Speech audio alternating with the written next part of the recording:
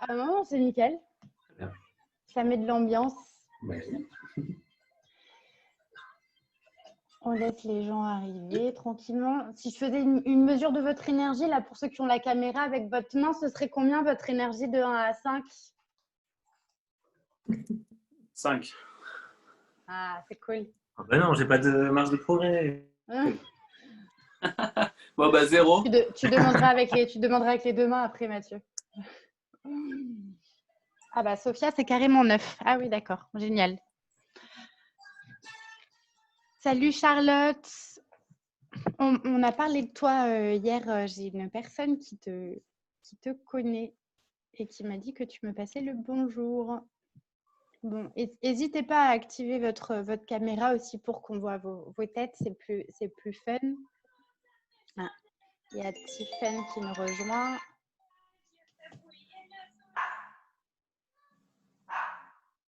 On dit qu'on commence quand on a combien de personnes, Mathieu? Alors attends, on est à combien? 14? Ah oui, effectivement. Une petite marge. En tout cas, tu avais parlé de 5 minutes, donc on se laisse 3-4 minutes. Yes, ça marche. Salut Ça laisse Tiffen. à tout le monde le temps Bonjour à tous. de mettre en place. Bonjour. Mettez-vous confortablement installés. Et après, vous avez le droit aussi de bouger. Je ne sais pas si vous êtes sur des ordinateurs, sur des téléphones. Bonjour. Bonjour. Bonjour. Nathalie, enchantée. Nathalie. Bonjour. Bonjour Julie, bonjour Tiffen, Sandra. Bonjour. On voit beaucoup de monde. Ah. Hello tout le Il y a beaucoup de monde. monde. Salut Eric. Un deuxième homme, yes, Geoffroy, t'es pas tout seul avec Mathieu. J'ai fait un live ce matin sur le métier de Chief Happiness Officer. Et ben, comme d'habitude, c'était 100% féminin. Ah ouais. Ouais.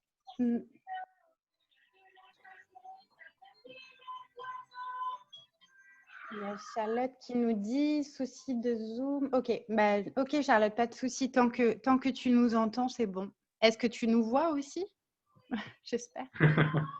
Ça peut être. Ça peut être utile. Alors, combien on est là? 2, 4, 6, 8, 10, 12, 14, 16, 17. Moins 19, c'est marqué en bas. Enfin, 17 plus. Ah oui, exact. 19 avec nous, ouais.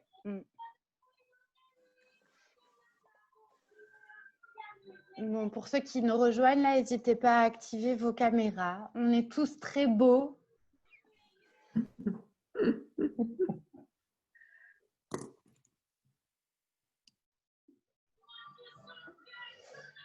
Hop. Alors, je regarde s'il y a des nouveaux inscrits entre-temps qui se sont mis sur le Meetup.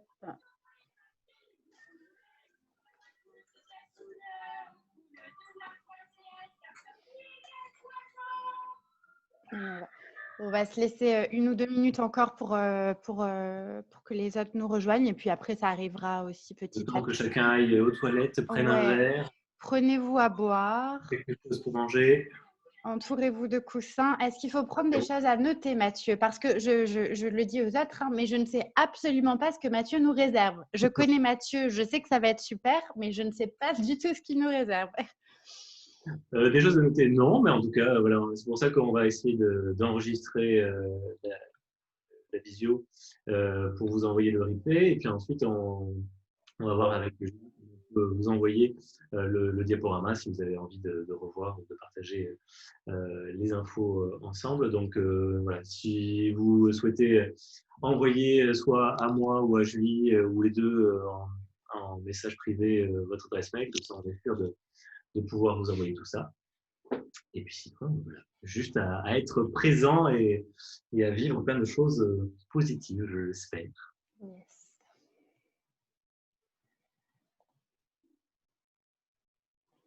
Et donc, c'est la musique qui s'est arrêtée.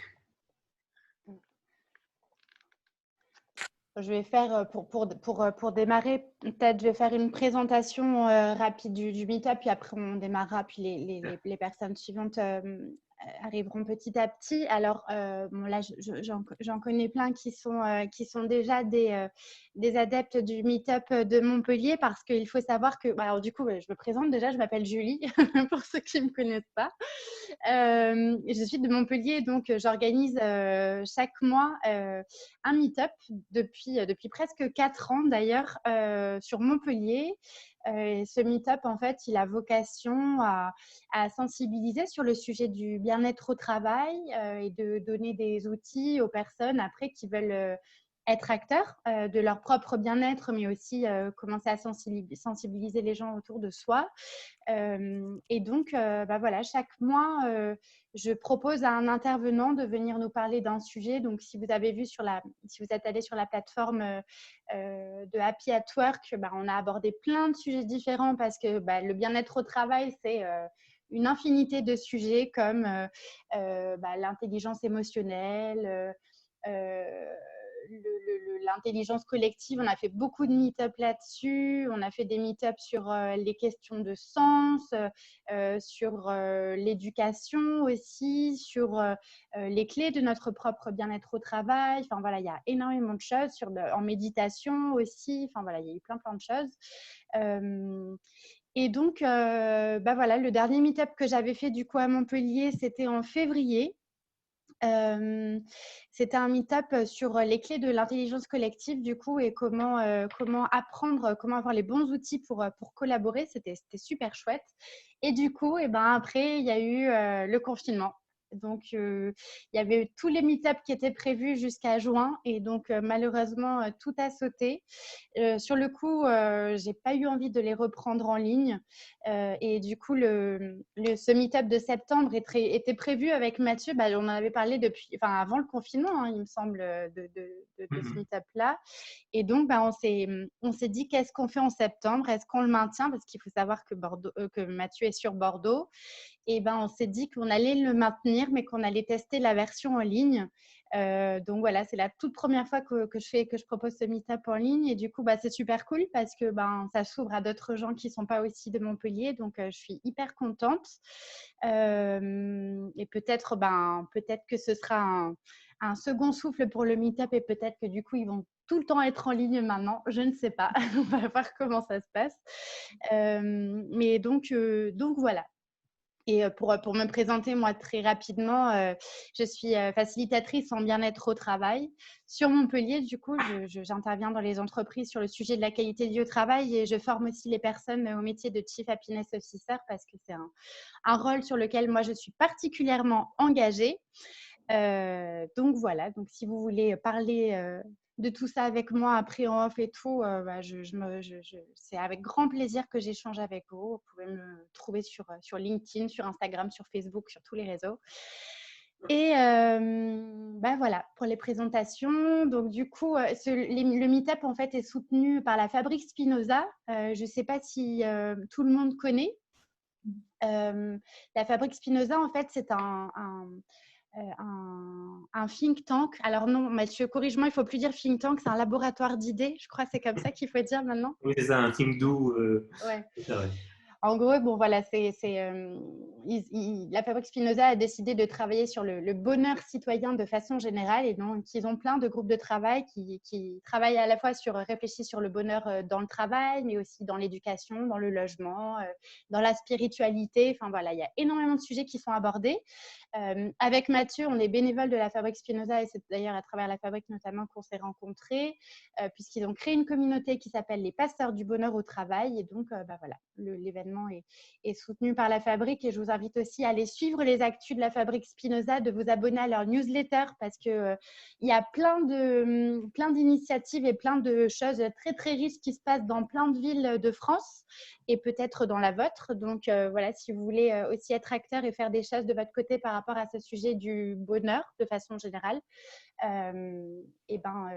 n'hésitez pas à aller voir ce qu'ils font. Alors, Elena, tu me dis, la Fabrique Spinoza se trouve dans quelle ville, Julie? Alors, ils sont basés à Paris, Mais du coup, voilà, moi, je représente par exemple la fabrique sur Montpellier, Mathieu à Bordeaux. Enfin, il y a plein de, en fait, il y a plein d'initiatives dans plein de villes. Donc, il faudra voir après avec la fabrique si par exemple il y a des personnes qui font des choses dans ta ville, Elena, mais c'est tout à fait possible. Alors, je lis en même temps les messages du chat. Hein. Je vais faire la modératrice du coup, Mathieu, pendant le. Quand ça va. Tiffen qui dit super formation pour devenir. Oui, alors oui, ouais, j'ai une formation. Si vous êtes intéressé par rapport au métier de CHO, j'ai une formation et du coup là, je vois qu'il y a des anciens participants et c'est trop cool. Je suis hyper contente que vous soyez là. Voilà, en gros pour le meet-up. Du coup, je vais laisser la parole à Mathieu hein, parce qu'on a un sacré programme, j'imagine. Bien sûr. Et voilà, bah, vas-y, la Parfait. parole est à toi. Juste du coup, les coulisses du coup, pour la vidéo, c'est bon pour l'enregistrement? Ouais, l'enregistrement est lancé. Yes. Parfait. Alors donc bonjour à tous, bonjour à toutes, puisque vous êtes en majorité des femmes comme d'habitude. Donc je m'appelle Mathieu Dubourg. Comment du coup me présenter en quelques secondes? Je suis diplômé d'économie. J'ai travaillé pendant 10 ans dans des ONG, des associations écologistes. Avec une réflexion, une interrogation, un petit fil rouge, comment motiver, donner envie aux personnes d'adopter un style de vie, un mode de vie qui soit agréable, épanouissant, qui respecte à la fois les autres humains et la nature. Donc, c'était le bon endroit pour penser à tout ça. Et puis, malheureusement, je suis passé très près d'un burn-out puisque le bonheur au travail, ce n'était pas le cas de la dernière structure dans laquelle j'étais. Et j'ai demandé une rupture conventionnelle, je suis quitté mon CDI et j'ai lancé donc BeHappy, donc il y a 5 ans déjà. BeHappy, en fait, c'est la même chose, mais focalisé sur le bonheur, donc bonheur citoyen comme la fabrique Spinoza, et puis bonheur au travail. Donc, depuis quelques années, j'interviens dans les collectivités et dans les entreprises. Alors, normalement, j'ai fait exprès, juste en petite introduction, de ne pas vous mettre le diaporama en plein écran pour qu'on garde le contact ensemble et qu'on essaie d'avoir une version live comme j'ai l'habitude de le faire avec du public devant moi. Voilà, j'espère que ça donnera un côté plus dynamique. Alors, c'est pour ça que je vous enverrai, si vous nous envoyez en message privé votre mail, le diaporama directement si vous souhaitez le revoir. Et donc, j'ai préparé, bien sûr, mon diaporama. Oula, attention, j'espère que ça va aller, c'est un petit peu saturé. On va voir si ça s'améliore. Hop là, avec le temps. Donc, du coup, je vais peut-être me mettre. Voilà. Ah ouais, là c'est mieux. Ouais. C'est mieux, hein. C'est le problème du focus. Donc, du coup, BeHappy, qu'est-ce que c'est? Donc, je ne sais pas si vous le voyez dans le bon sens, moi je suis en miroir. Donc, c'est les bienfaits de la psychologie positive et des neurosciences appliqués donc, au quotidien professionnel pour développer plus de bonheur au travail. Donc, on va en reparler, bien évidemment. Et puis, il y a 3 ballons sur ce logo. Le premier, ce sont des découvertes scientifiques, puisque tous les contenus dont je vais vous parler sont issus de découvertes scientifiques. Je n'avais pas envie de parler de ma vie, de mon expérience, mais plutôt de partir de faits tangibles, de faits validés par la science. Le deuxième ballon, c'est une pédagogie ludique. Donc, je vulgarise toutes ces données qui peuvent parfois être barbantes en jeu, en contenu beaucoup plus simple à comprendre, et puis avec un discours positif et dynamique. Et puis enfin, le troisième ballon, ce sont des outils concrets, parce que je suppose que vous avez toutes et tous envie de repartir avec des outils concrets. Donc, c'est les 3 engagements de toute intervention de BeHappy, mais donc de cette conférence. Donc, vous pourrez me dire à la fin si le contrat est rempli. Et puis, donc, parmi les activités, donc, des activités pour sensibiliser, des activités pour former, donc l'animation d'événements, donc avec plein de brise-glace, donc dans les collectivités ou les entreprises, l'animation de séminaires, par exemple. Également l'atelier de cohésion d'équipe. Il y en a un sur les compliments, un sur les qualités et les intelligences, puisque Julie en a parlé, un sur le chant et comment faire une métaphore entre le chant, le cœur et l'entreprise, l'équipe, et le leadership positif. Et puis un dernier atelier avec une collègue sur un challenge culinaire. Donc les collègues se transforment en adversaires et ils vont essayer de cuisiner le meilleur menu du bonheur. Et puis enfin, les conférences pour sensibiliser également, donc les conférences spectacles. Donc là, ça sera spectacle digital. Donc la conf positive que vous allez vivre. Il y en a une également sur les neurosciences qui s'appelle la neuroconférence. Et puis 2 autres un peu plus particulières.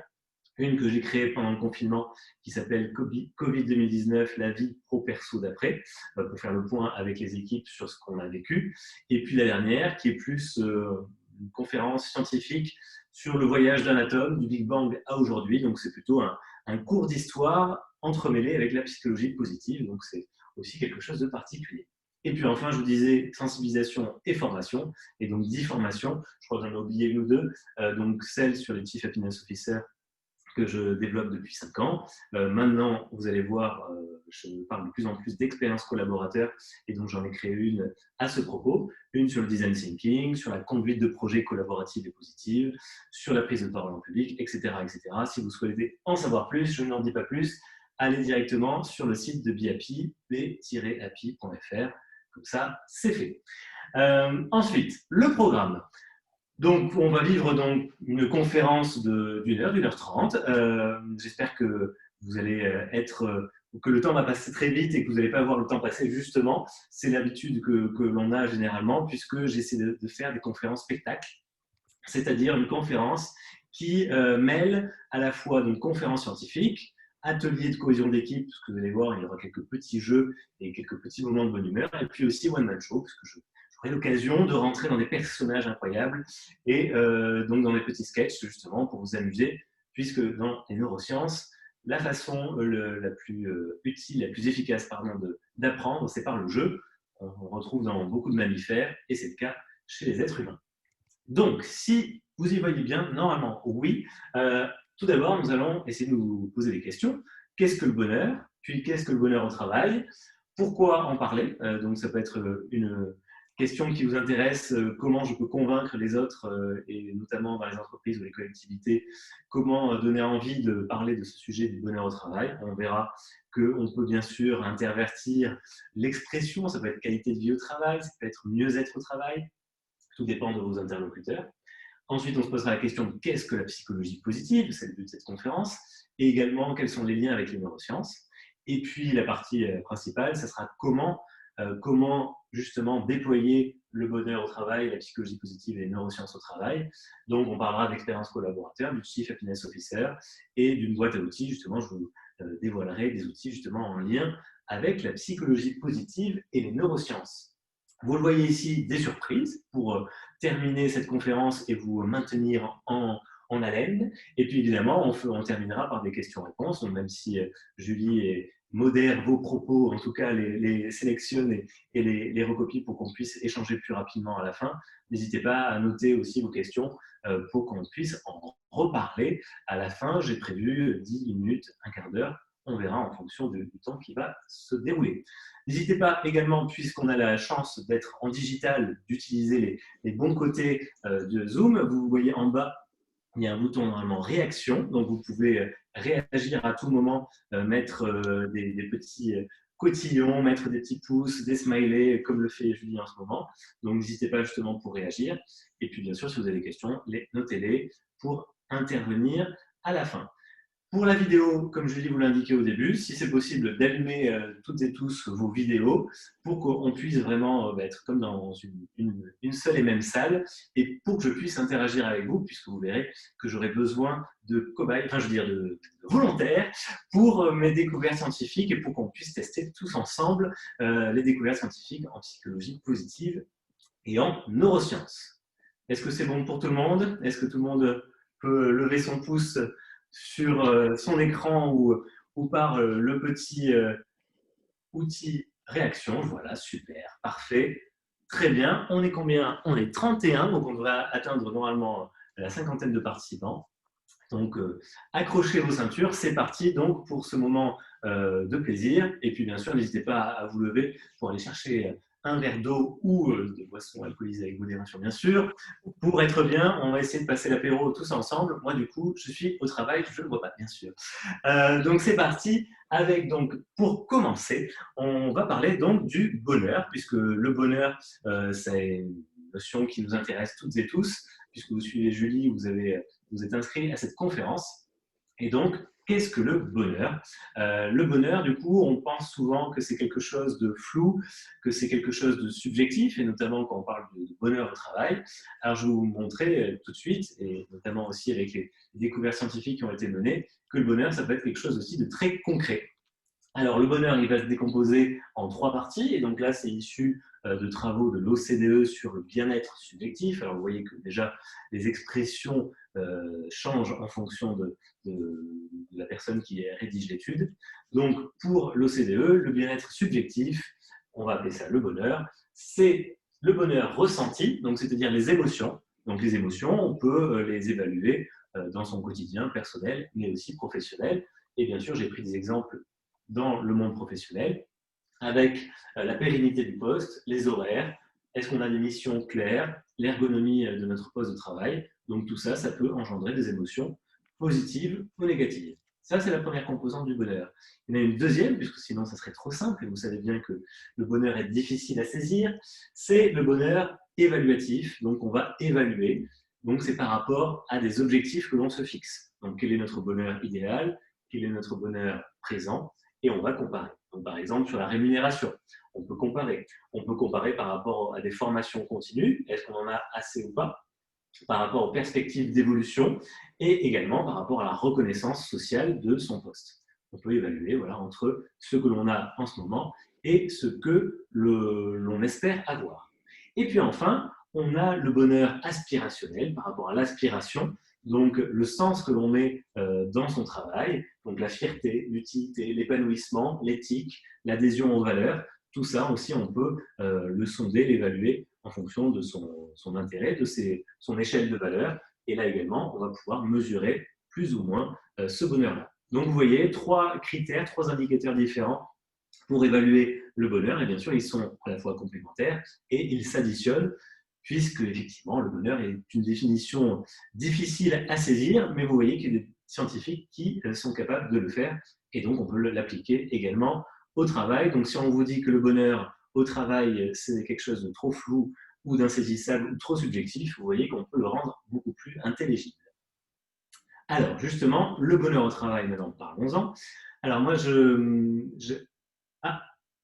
une connexion Internet instable. J'espère que tout va bien se passer. Tout va bien, on t'entend très bien. Parfait.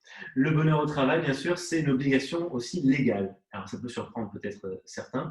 Le bonheur au travail, ça date du Code du travail à l'article L4121-1, donc c'est un article qui date de 1912, et donc qui donne une obligation aux employeurs de protéger la santé mentale et physique de ses salariés. Donc, évidemment, on ne parlait pas de bonheur au travail à l'époque, mais déjà, santé physique ou mentale, c'est déjà un bon critère, justement, pour améliorer les conditions de travail. Et puis, vous le voyez sur ces photos, des photos de personnes qui s'étirent. Alors, c'était en noir et blanc parce que c'était dans les années 60. C'est ce qu'on appelait à l'époque la pause relaxation dans les ateliers, dans les usines, dans les lieux pour faire en tant que, j'ai oublié le terme, en tout cas, les personnes qui écrivaient sur les machines à écrire. Et du coup, vous voyez, elles faisaient de l'exercice physique. Alors ça, c'est une tendance des années 60 qui venait des pays scandinaves. Donc, comme quoi, le bonheur, ce n'est pas un effet de mode au travail. Durant ces dernières années, ça existe depuis longtemps. Et puis, on va essayer maintenant de rentrer un peu plus dans le détail. Alors, moi, je parle de bonheur au travail, d'autres parlent de qualité de vie au travail, de risques psychosociaux, également de bien-être au travail. On va essayer de décortiquer pour voir les points communs et les différences. Alors, prévention des risques psychosociaux, évidemment, c'est quelque chose de très connu, c'est quelque chose qui est rentré dans les obligations légales également, mais par rapport au bonheur au travail, comme j'ai pu l'illustrer ici, la prévention des risques psychosociaux va essayer de réduire les risques, donc de réduire ce qui se passe mal au travail, alors que le bonheur au travail va essayer de développer ce qui se passe bien. Donc c'est une différence sur le fond qui est assez importante.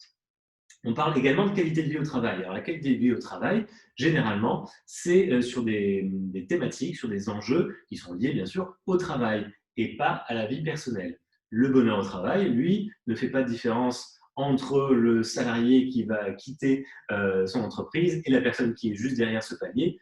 c'est la même personne, qu'elle soit chez soi ou qu'elle soit au travail, il y a la même personnalité, la même envie, les mêmes besoins. Et donc, le bonheur au travail parle aussi bien à la personne sur sa vie professionnelle que sur sa vie personnelle et essaye d'améliorer les deux à la fois. Et enfin, on parle souvent de bien-être au travail. Alors, quand on parle souvent de bien-être, on pense souvent, et c'est le cas si vous tapez bien-être sur vos moteurs de recherche, vous allez penser tout de suite à un massage, à yoga, des choses qui sont agréables.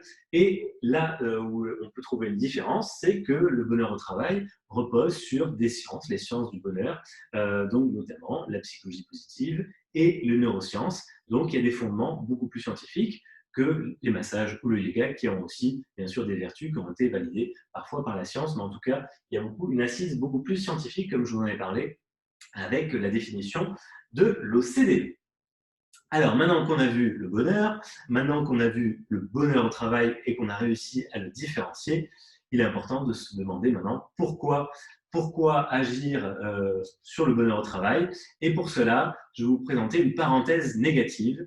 La parenthèse négative, c'est une expérience que l'on vit tous les jours, toutes et tous, généralement quand on est devant son poste de télévision à 20h. Donc là, on va vivre ensemble un 20h façon VIP. Et donc, vous voyez, je vais vous présenter un journal télévisé avec David Pujadas, puis un journal télévisé avec Laurent Delahousse, et vous allez voir que ce sont deux journaux différents qui vont se poser à nous. Et je vais vous essayer de vous faire comprendre pourquoi il faut parler de bonheur au travail. Alors, comme les conférences, spectacles, c'est du son et lumière, je vous propose du coup de mettre un petit générique. Attention, c'est parti pour le journal de 20h. Façon David Pujadas.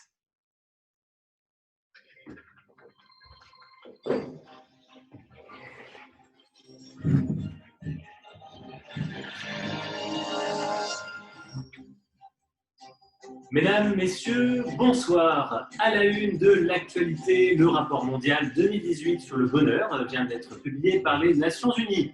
Et là, c'est le drame. En effet, son constat est édifiant, jugé plus tôt. Sur 156 pays sondés, la France est à la 23e place. Bien sûr, nous verrons tout cela dans la suite du journal. Ça, c'est pour le bonheur au quotidien, mais au travail, c'est pire, avec cet autre titre et un sondage de l'Institut Gallup International, publié en décembre 2017, où la France arrive au 16e rang sur 18 pays européens interrogés. Nous rejoindrons bien sûr en direct notre envoyé spécial, Sama Soula. Enfin, nous terminerons ce journal toujours avec notre partenaire Gallup International qui m'indique, oui, dans l'oreillette, oui, que seuls 6% des salariés français étaient en décembre 2017 engagés au travail, c'est-à-dire heureux et contribuant aux objectifs de leur entreprise. Alors, on va revenir maintenant que je vous ai fait ce petit sommaire façon David Pujadas, on va revenir un peu sur quelques notions clés, quelques chiffres clés sur justement cette facette négative du travail. Alors, premier chiffre, 30% des salariés français ne sont pas motivés par leur travail. Et c'est un chiffre qui revient souvent dans les sondages, dans les études. Environ un tiers des salariés en France ne sont pas motivés. Petit problème. Ça va poser un problème puisque un salarié est absent en moyenne 16,6 jours par an. Donc, l'absentéisme, bien sûr, on a le droit d'être malade, d'être en congé maladie, évidemment, mais il y a aussi un absentéisme dû au stress, à la fatigue, à l'épuisement. Et donc, évidemment, on va essayer de réduire au maximum les 16,6 jours par an. Mais il y a également le présentéisme. Alors, qu'est-ce que le présentéisme par rapport à l'absentéisme? C'est le fait de venir à son travail, mais de ne pas être productif parce qu'on est fatigué, parce qu'on est quand même malade, mais on vient quand même au travail, parce qu'on n'est pas motivé, parce que voilà, on peut baisser d'intensité, et bien sûr, c'est normal. Et là, ça représente 23,2 journées par an et par salarié. 23,2, 16,6, on est à peu près à 40 jours par salarié et par an de perdu, donc c'est un chiffre énorme. Et le présentéisme, lui, c'est uniquement les entreprises ou les collectivités qui le payent, en tout cas les employeurs, puisque c'est ça qu'elles perdent chaque année. Donc vous voyez que quand on veut faire des dépenses sur le bonheur au travail, il suffit de réduire ce chiffre-là de présentéisme, voire de l'absentéisme, pour financer, autofinancer donc les actions sur le bonheur au travail. Et puis enfin, un autre chiffre qui est important et que vous connaissez sans doute, sur le burn-out, le nombre d'actifs exposés à un risque élevé de burn-out, d'épuisement professionnel, est de 3,2 millions en France. Donc, ça ne veut pas dire qu'il y a 3,2 millions de personnes qui sont en burn-out, mais qu'il y a un risque de burn-out par rapport à l'épuisement professionnel. Donc, c'est quand même un chiffre conséquent et qui devrait nous interloquer, nous choquer, toutes et tous. Alors, je suppose que vous l'êtes déjà convaincus, mais en tout cas, c'est des chiffres qui peuvent percuter pour des auditoires, pour des personnes. Je pense par exemple aux managers, aux personnes qui sont dans les richesses humaines ou les dirigeants. S'il y a des personnes qui ne sont pas convaincues, ce sont peut-être des chiffres qui peuvent attirer leur attention. Alors, je pense que je vous ai bien déprimé maintenant après cette parenthèse négative. Donc, je vous propose de faire un petit exercice de psychologie positive pour que ce soit beaucoup plus participatif et pour que vous testiez un premier outil. C'est l'outil des postures de pouvoir. Alors, les postures de pouvoir, on va tester, mais donc j'ai besoin d'un ou deux volontaires ou cobayes, comme vous le souhaitez. Alors, qui souhaite être le candidat pour cette première expérience scientifique en psychologie positive, donc les postures de pouvoir. Alors là, Julie, peut-être il va falloir que tu m'aides pour voir l'ensemble des vidéos, puisque je n'ai pas accès à toutes. Alors, est-ce que quelqu'un veut ouvrir son micro et se proposer? Moi, je veux bien. Ah, on a peu d'hommes, mais on en a un qui est motivé. Alors moi, j'aime bien à chaque fois dans les conférences faire un homme et une femme. Alors, est-ce qu'une femme souhaite… Moi, je veux bien. Parfait, merci beaucoup Tiffaine. Alors, donc laissez votre micro allumé, même si vous n'en avez pas à avoir beaucoup besoin. Donc Geoffroy et Tiffaine, je vais vous proposer de faire cet exercice de 2 minutes de mime. Alors, comme vous le voyez sur l'image, ce n'est pas un striptease que je vais vous demander, même si ça peut enclencher les hormones du bonheur.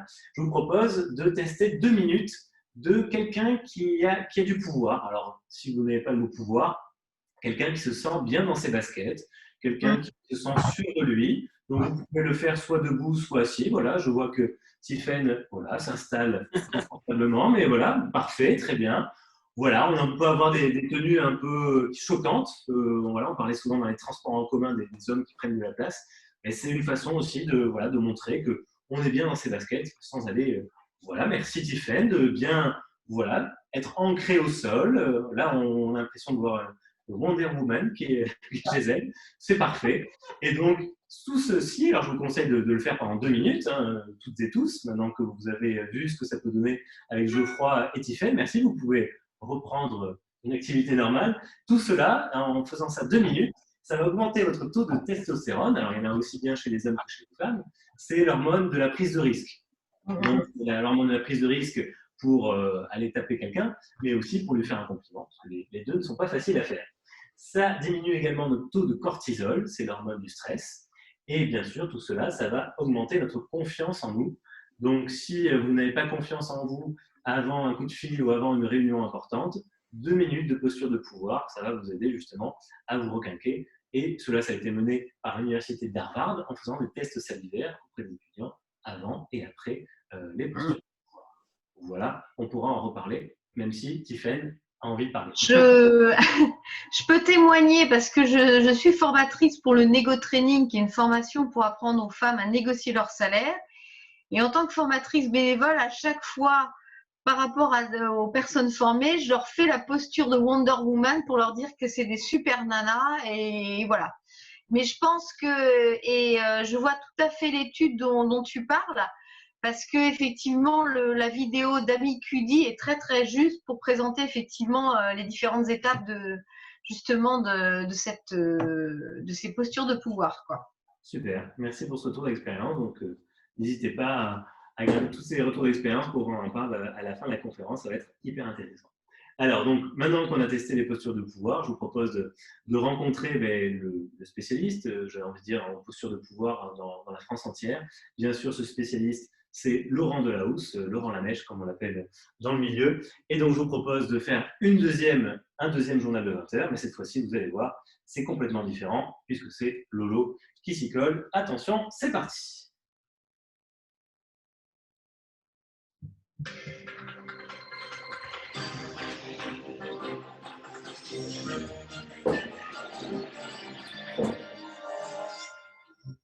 Mesdames, bien sûr vous qui me regardez, et messieurs évidemment, bonjour pour ce nouveau journal de 20 heures pour vous, mesdames. Au sommaire ce soir, de nombreuses études démontrent que les salariés heureux au travail vont être moins stressés, donc moins malades et donc moins absents. Ces personnes sont également plus loyales, il y a moins de risques de fuite de cerveau, elles sont aussi plus créatives et plus efficaces.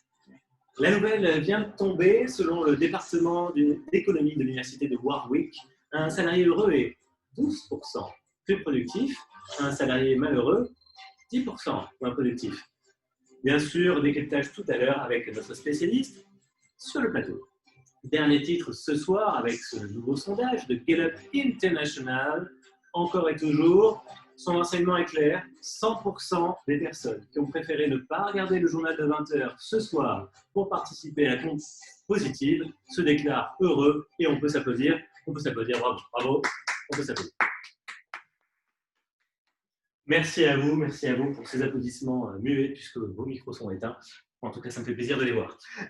Donc, bien sûr, après ce journal de 20 heures, vous le voyez beaucoup plus épanouissant. Bien sûr, là aussi, quelques petites informations sur ce que l'on vient de vivre. Alors, hop, voilà, j'attends que le focus se fasse sur l'écran. Alors, si vous ne voyez pas, je vous rappelle, n'hésitez pas à nous envoyer votre mail en message privé pour qu'on vous envoie les diapositives. Alors, ça, c'est une méta-analyse. Une méta-analyse, c'est une étude scientifique menée c'est une étude scientifique qui est menée sur différents retours, rapports, études scientifiques. Donc, on en prend plusieurs centaines et on essaie de trouver les points communs entre eux. Et donc là, cette méta-analyse a été réalisée sur des études scientifiques sur les bienfaits de la qualité de vie au travail, du bonheur au travail. Ici, en rose, vous avez les moins. Moins de stress, moins de départ donc, du coup, de l'entreprise, de la collectivité, donc moins de recrutement pour ces départs, moins de conflits, d'accidents, de maladies, de fatigue et d'absentéisme. Ça entraîne pour l'entreprise moins de coûts. Et puis ici, vous avez plus, les plus de motivation, d'innovation, de confiance, d'initiative, de publicité, de fierté, de concentration, d'apprentissage, d'entraide, d'empathie, de communication et de convivialité. Et tout cela, ça entraîne plus de productivité pour l'organisation. Vous le voyez, c'est à la fois bénéfique pour les salariés, pour les agents, mais également pour les entreprises, pour les collectivités. Et ça, c'est Sonja Lurbomirsky et Laura King qui ont mené cette étude scientifique en 2005. Et ce sont bien sûr deux spécialistes de psychologie positive qui ont mené cette étude, cette observation. Alors, maintenant que j'ai parlé de psychologie positive, on va la définir. Est-ce qu'en allumant vos micros, vous seriez capable de dire en un mot, en deux mots, qu'est-ce que fait penser pour vous la psychologie positive? À quoi ça vous fait penser? Ou alors peut-être avez-vous une définition ou une expression à nous donner qui vous fait penser à la psychologie positive?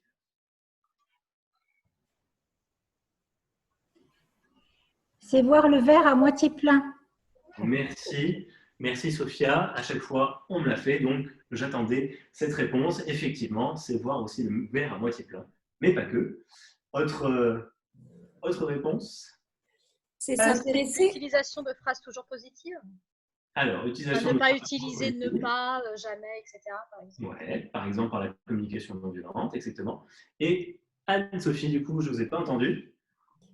S'intéresser à ce qui fonctionne bien, plutôt que s'intéresser à ce qui va mal. Très bien, effectivement. Alors, à part s'il y a quelqu'un d'autre qui veut rebondir. C'est faire preuve d'assertivité.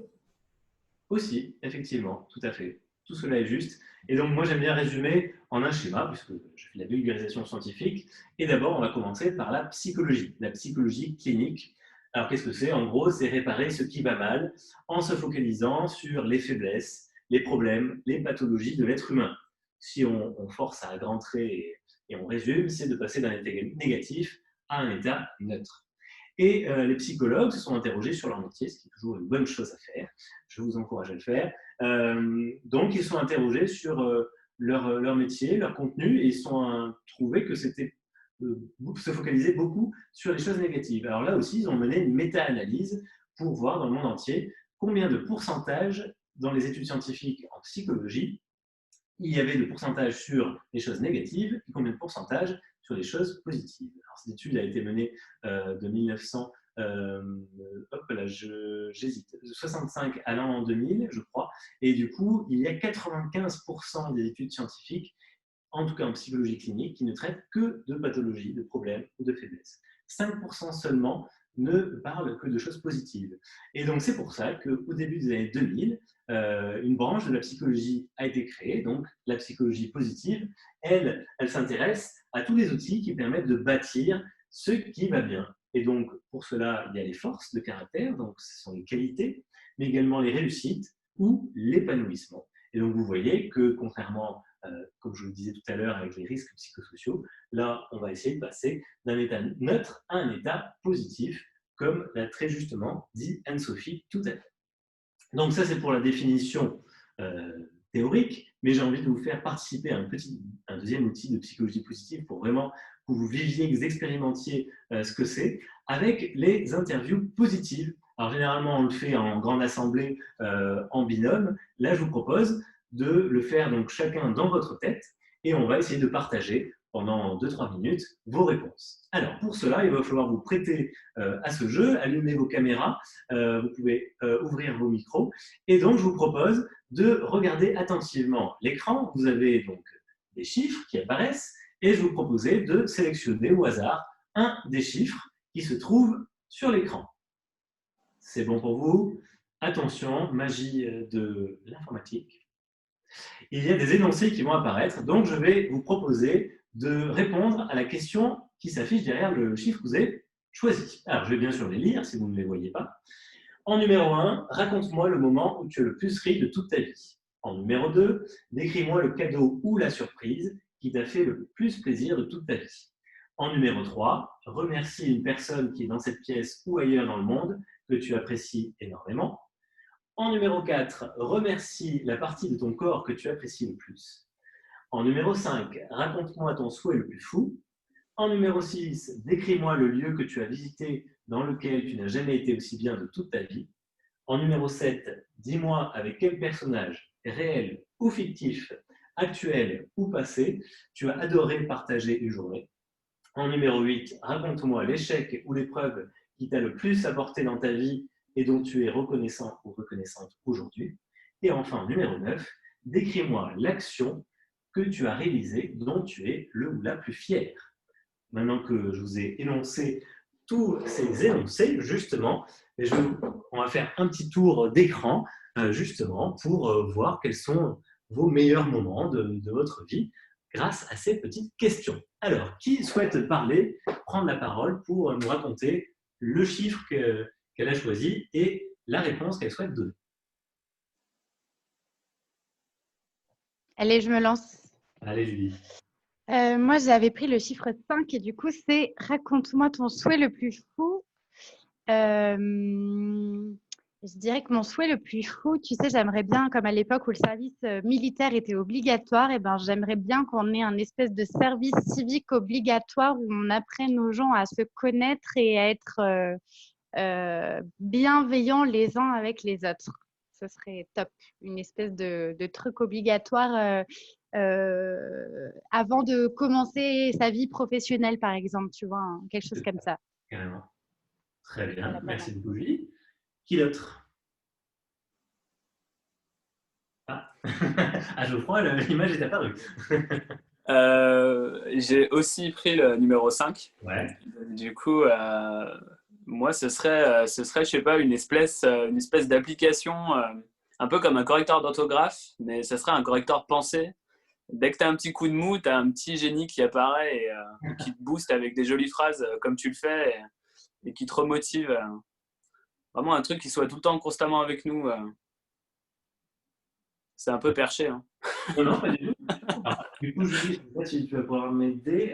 Évidemment, j'ai oublié le nom de l'application de notre partenaire qui fait partie aussi de la fabrique Spinoza. HappyQuest. HappyQuest, c'est une application justement qui permet d'avoir des citations, mais aussi de faire un petit parcours personnalisé et justement d'apprendre aussi d'autres nouvelles sur le bonheur. Donc voilà, c'est peut-être voilà, ton rêve qui vient de s'exaucer. À très grande échelle. Très bien, d'accord, ça marche pour le génie. Qui d'autre souhaite exprimer? Alors peut-être un autre chiffre, Une autre- Mathieu, juste, il y a Ingrid qui demande que tu répètes la numéro 8. Bien sûr. La Possible. numéro 8, raconte-moi l'échec ou l'épreuve qui t'a le plus apporté dans ta vie. Pardon. C'est ça, dans ta vie et dont tu es le plus reconnaissante aujourd'hui. Moi, j'avais le numéro 8, justement. Ouais. Donc pour moi, c'était mon divorce il y a quelques années. Du coup, c'est ce qui m'a permis, je me suis dit, quitte à changer de vie, c'est ce qui m'a permis de reprendre mes études, changer de boulot, changer de ville et du coup recommencer entre guillemets à cette période-là qui n'a pas été si facile.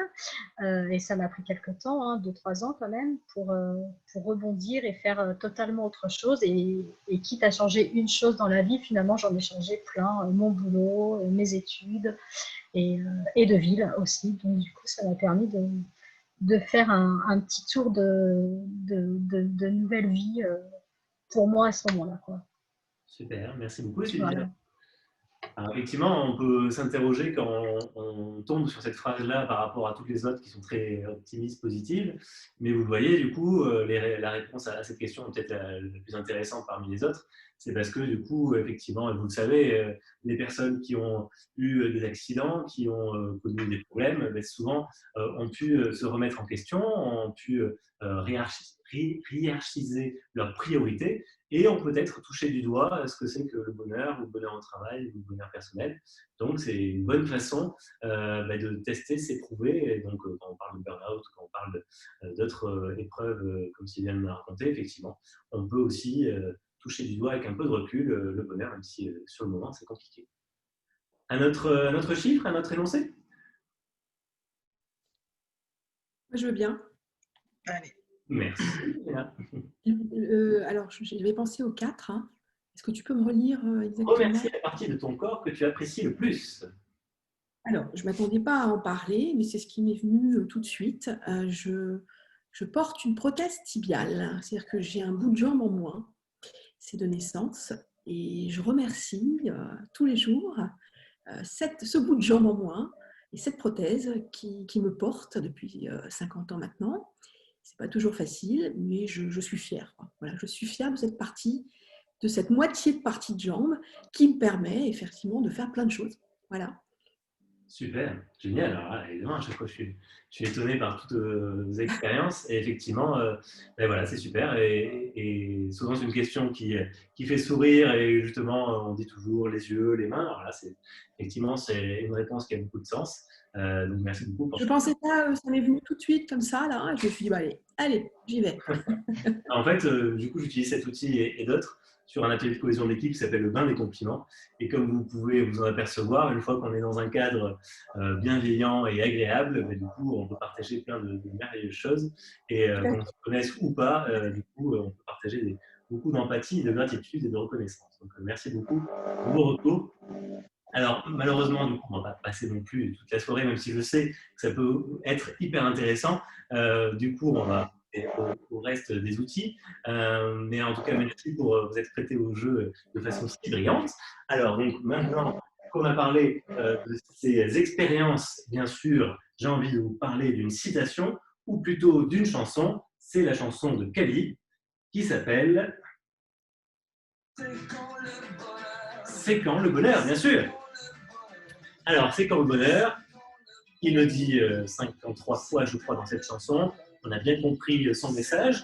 Alors, outre la boutade de c'est quand le bonheur, effectivement, vous avez testé à travers cette interview positive les moments de votre vie où vous avez connu le bonheur.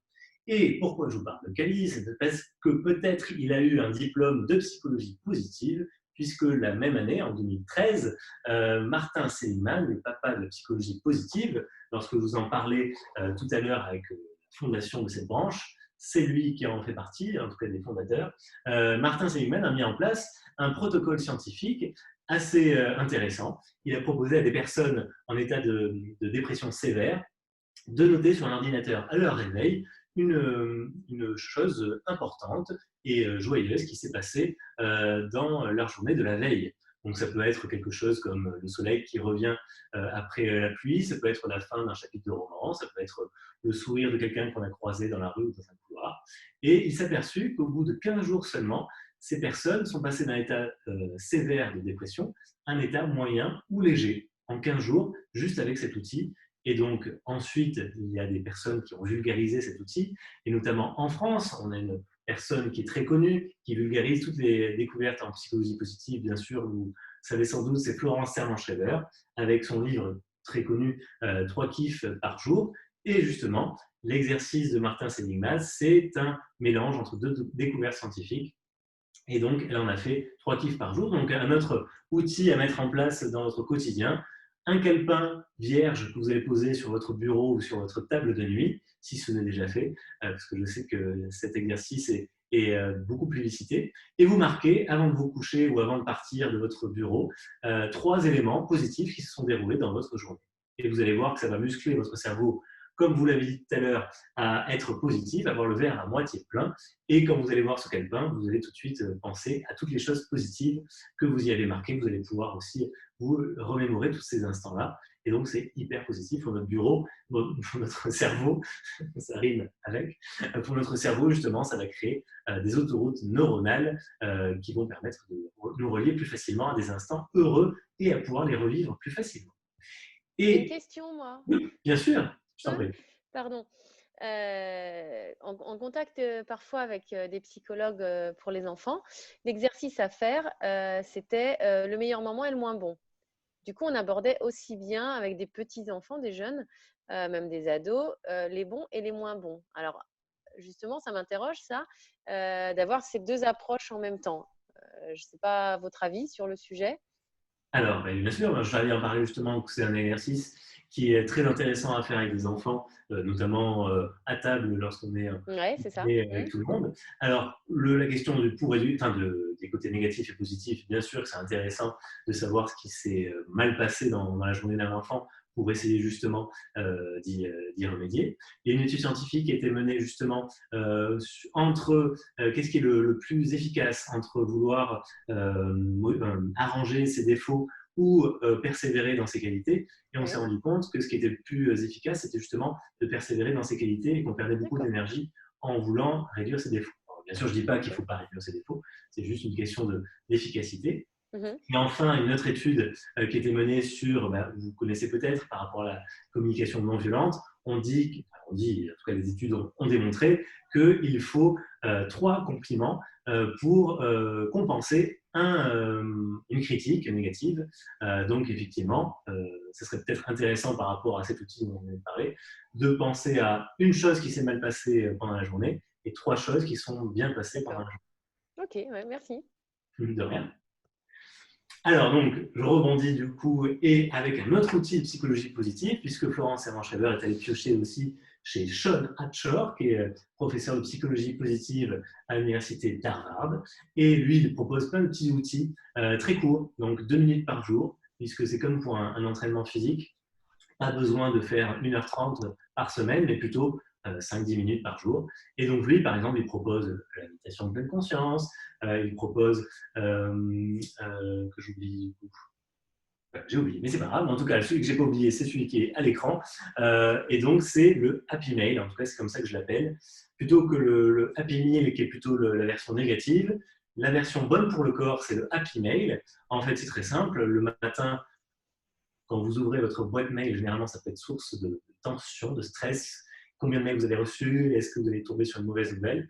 Eh bien, Sean propose d'envoyer tous les matins, quand vous ouvrez votre boîte mail, un mail positif, un compliment, une félicitation, voilà, quelque chose de positif à quelqu'un de votre entourage. Donc, ça peut être un texto à un ami, ça peut être un mail à un collègue, etc.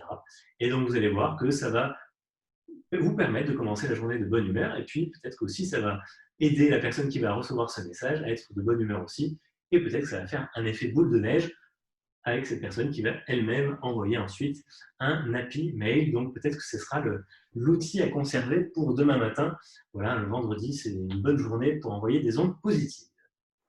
Alors, on a parlé de la psychologie positive, de la définition, on a parlé de plein d'outils différents. Et pour clôturer, bien sûr, cette séquence, une autre citation avec Bruno Benabar qui nous indique que le bonheur, ça se trouve pas en lingots. Le bonheur, ça se trouve pas en lingots, mais en petite monnaie. Alors effectivement, comme je viens de l'indiquer, pas besoin de vouloir réaliser tous les outils que je vais vous dévoiler. Sélectionnez-en un et mettez-le en place 2 minutes par jour et ce sera suffisant justement pour améliorer votre bonheur. Bien sûr, une fois que vous avez réussi un outil, vous mettez en place le suivant. Comme ça, ce sera une bonne façon justement d'être efficace et de ne pas vous démotiver dans chacun des outils que vous souhaitez mettre en place. Alors, s'il n'y a pas de retour d'expérience, il n'y a pas de questions après la psychologie positive, on va passer… Cette question dans le chat simplement sur les stocks positifs pour compenser les négatifs. En fait, apparemment, Nathalie nous dit que la source vient de l'analyse transactionnelle, qui est un sujet aussi très intéressant à creuser pour ceux que ça intéresse. Tout à fait, exactement. On a plein de compétences parmi nous, donc n'hésitez pas à apporter aussi vos apports par rapport à tous ces contenus. Alors, le lien entre psychologie positive et neurosciences, du coup, d'abord par notre corps, puisqu'évidemment, on a plein d'hormones dans notre corps, et on a notamment la dose. Alors, la dose, c'est 4 lettres, donc 4 hormones, les hormones du bonheur. Donc, le D de dopamine, qui est lié à l'effort, au plaisir, au risque, aux drogues aussi. Le O de l'ocytocine, qui est l'hormone de l'attachement et de la tendresse. Alors, ça marche pour les câlins.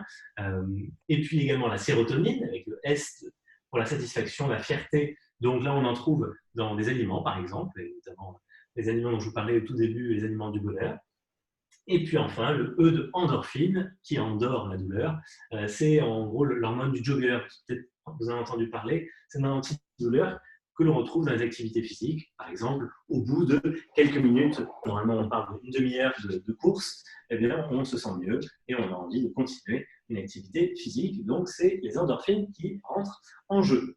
Donc là, je vous ai parlé de côté chimique, mais il y a un côté aussi électrique. Et donc, le côté électrique, bien sûr, c'est lié aux neurosciences. Alors, peut-être que je regarde juste l'heure pour voir si on est bien. On est un peu en retard, donc je vais vous proposer de donner directement la définition. Les neurosciences, on pense souvent au cerveau. Je suppose que si vous avez demandé de donner des mots-clés, le cerveau serait venu en première position. Alors, le cerveau, oui, mais pas que, puisque les neurosciences, c'est l'étude du système nerveux. Et le système nerveux, c'est à la fois l'encéphale avec le cerveau, mais aussi la moelle épinière. Et donc, vous voyez dans cette magnifique tranche, 150 000 km de fibres nerveuses qui irriguent notre corps. C'est l'équivalent de 4 fois le tour de la Terre. Donc, vous voyez qu'on a un système nerveux très, très, très détaillé. Et donc, c'est important de faire attention à ce circuit. Alors, on parle souvent de 3 cerveaux. Alors, je vais peut-être tailler en brèche certaines idées reçues. En tout cas, les 3 cerveaux scientifiques, ce sont donc l'encéphale, le cerveau, avec 86 milliards de neurones, mais également l'estomac, les intestins, vous avez sans doute entendu parler, le second cerveau, avec 200 millions de neurones, et un troisième cerveau qui est moins connu, mais c'est normal parce qu'il y a beaucoup moins de neurones, 40 000 pour le cœur, et donc évidemment là aussi il y a un lien entre le cœur, les intestins, notre estomac, et donc notre cerveau. Tout cela, bien sûr, ça alimente nos émotions et notre prise de décision. Alors, si vous avez posé la question, c'est quoi les 3 cerveaux? Sans doute, vous m'auriez parlé de 3 autres cerveaux. Le cerveau reptilien, archaïque, limbique et le néocortex. Alors, s'il s'agit des zones qui nous permettent de prendre des décisions, malheureusement, ce n'est pas le cas. Ça a été là aussi invalidé par des découvertes scientifiques. Ces zones existent bien et bien. En tout cas, il n'y a pas eu de processus évolutif qui nous ont permis d'avoir d'abord un cerveau reptilien, puis limbique, puis le néocortex, puisque par exemple, dans certains lézards, ont un néocortex, donc vous voyez qu'il n'y a pas qu'un cerveau reptilien. Donc ce n'est pas une histoire d'évolution du vivant. Autre info qu'on entend souvent parler sur le cerveau, on n'utilise que 10% du cerveau. C'est faux également. On utilise tout notre cerveau. Par contre, on utilise pas notre cerveau à tous les moments. Et effectivement, donc pour faire certaines tâches, on va utiliser certaines parties de notre cerveau et pas l'intégralité, sinon il demanderait beaucoup d'énergie. Également, est-ce qu'il y a un cerveau masculin et un cerveau féminin qui est réalisé pour faire certaines tâches plutôt masculines ou plutôt féminines? La réponse est un peu dans ma question, puisque c'est l'éducation la culture qui nous permet de stéréotyper certaines tâches de notre quotidien. Et donc, ce n'est pas du tout le cerveau. Par contre, c'est l'expérience qui va se répéter à travers notre éducation qui va créer des liens plus ou moins profonds dans notre cerveau. Et enfin, est-ce qu'on a un hémisphère qui est lié plutôt à la créativité, un hémisphère plutôt lié à la raison? Pas du tout. Là aussi, le cerveau fonctionne avec des aires cérébrales qui sont très différentes. Une aire pour la parole, une aire pour la motricité, une aire pour le calcul, etc., etc. Et donc, ces aires vont se relier en fonction, là aussi, des actions que l'on va mener dans notre quotidien. Alors tout cela, ça s'appelle des neuromythes. En fait, c'est des croyances que l'on a sur le cerveau et qui sont malheureusement fausses. Parfois, la science a indiqué certains de ces neuromythes, mais la science, comme vous l'avez expérimenté au cours de cette année, elle avance en tâtonnant et parfois, ce qui peut être une vérité un jour peut être une contre-vérité un autre jour. Alors, où en est la science, justement, aujourd'hui? Alors, les scientifiques indiquent que nous avons deux systèmes de pensée, le numéro 1 et le numéro 2. Alors, ce n'est pas une vulgarisation que j'ai réalisée pour que vous compreniez mieux, c'est vraiment le nom que donnent les scientifiques à ces deux systèmes. Le système numéro 1, il est plutôt lié à l'automatisme. Il est rapide, il est intuitif, il est émotionnel, il est sans effort et inconscient. Donc, il a un gros avantage, c'est qu'il est sans effort. Il consomme peu d'énergie et c'est pour ça qu'on l'utilise la plupart du temps. Mais il y a également un système numéro 2 qui est adaptatif, qui est plutôt lié à la réflexion, à la logique, à l'analyse, qui est plus créatif et qui est conscient.